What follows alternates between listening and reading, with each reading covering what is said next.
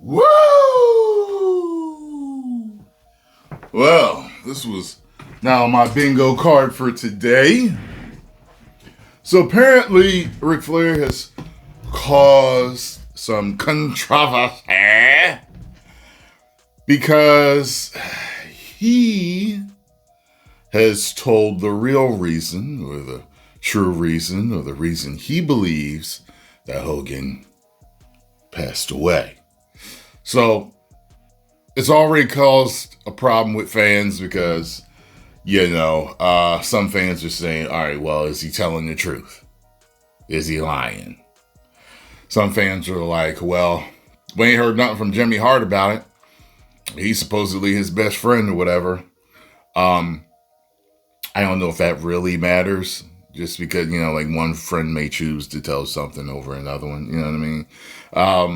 Why didn't the family say it? That's another one. That's also, a definite possibility. It's like, well, if the family, but maybe the family wouldn't release any news like that because they don't want to make him look bad. So stuff like that is going around. So I've been sent 2 screenshots here. All right. Here's the first one. Ric Flair has claimed that Hulk Hogan's death was caused by street drugs. After doctors stopped prescribing him pain medication and after his most recent neck surgery. Quote, I talked to Hogan the day before he died, claimed Ric Flair. I shouldn't say this, but what killed him was the street drugs. When the doctor wouldn't prescribe anymore, he was in so much pain. Then he had the neck surgery. It got infected. So back in the hospital, mentioned 10 back surgeries, 2 knees, 2 hips, all this. When doctors said they could no longer prescribe pain medication, so was that, I don't know what Flair claimed that Hogan turned to street drugs. When the doctor would not prescribe any more pain medication, they couldn't do it. Do conscious, right? Okay.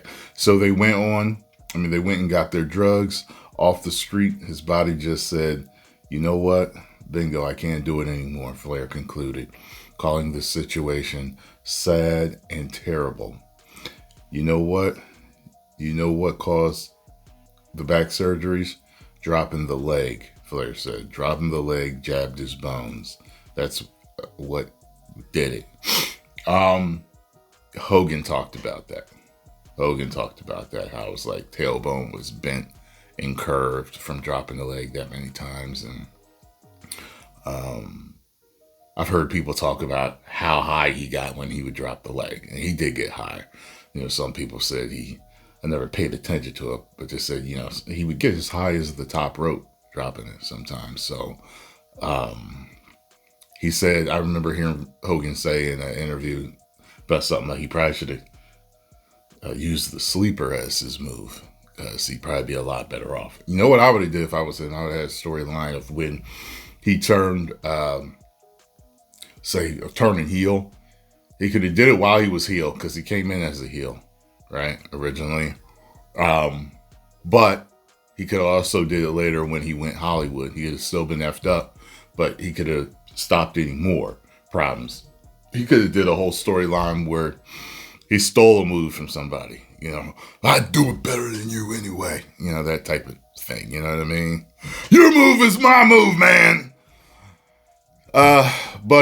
Yeah. So he could have did something where he stole somebody's, move. Took it. There could have been a really good way of doing it. I've seen wrestlers over the years change their move setup, change their finishers up, because either something else worked better for them, maybe, the other one was too damaging to them, or was safer for other wrestlers. They changed them up, you know what I mean? So, I know when I remember seeing Batista do A clothesline at first. His was a really hard clothesline. I loved it. But you would see people get hurt. I'm like, but I loved it. Then he went to a spine buster. I loved that. I did not like when he switched it to the demon powerbomb. Like several different dudes had the powerbomb.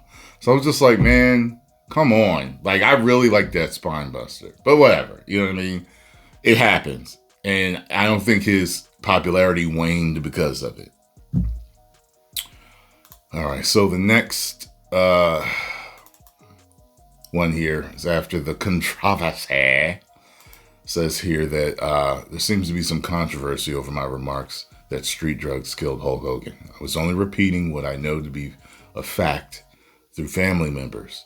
After 11 back surgeries, hip replacements, knee replacements, shoulder replacement, and 2 neck surgeries, I am sure the pain was unbearable. A doctor, as I know, can only prescribe so much pain medication under medical guidelines. I've been told that all they did was to help him, not hurt him, to help him get through the night and the pain. Eventually, that catches up with you, as we know, with everybody. He was my friend, a man I respected, and I'm only reporting what I've been told. Nothing more, nothing less. This was not an attempt to demean Hulk Hogan or his legacy. I've always referred to him as being one of the two biggest stars in the industry, himself and Steve Austin. I apologize if people misunderstood my statement. Hulkamania forever. Okay. Well, I get it. I ain't mad at him. I don't, and I know a lot of you with all the Hulk Hogan controversy don't care anyway. It's like, okay, well, if it's true, it's true. We found out, so, so there we have it. I ain't mad at Flair. Let me know what y'all think about the situation.